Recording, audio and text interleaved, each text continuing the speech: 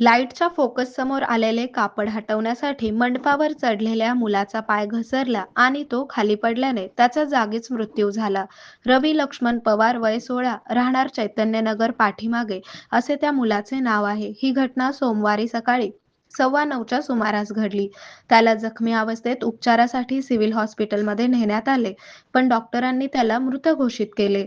घरात धार्मिक कार्यक्रम असल्याने रवी आणि त्यांचे कुटुंबीय जय्यत तयारी करत होते. त्यासाठी मंडप उभारण्यात आला होता. फोकस समोर कापड काढताना जमिनीवर पडल्याने डोक्याला गंभीर इजा झाली. यामुळे आई-वडिलांनी त्याला उपचारासाठी दवाखान्यात नेले, पण डॉक्टरांनी त्याला उपचारापूर्वी मृत घोषित केले. आरोग्य म्हणजे केवळ औषध नाही, तर निसर्गाच्या योग्य उपचारांनी मिळणारी खरी आरामदायक अनुभूती. सोलापूरमध्ये निसर्गोपचाराचं विश्वासाचं नाव लिमये निसर्गोपचार केंद्र.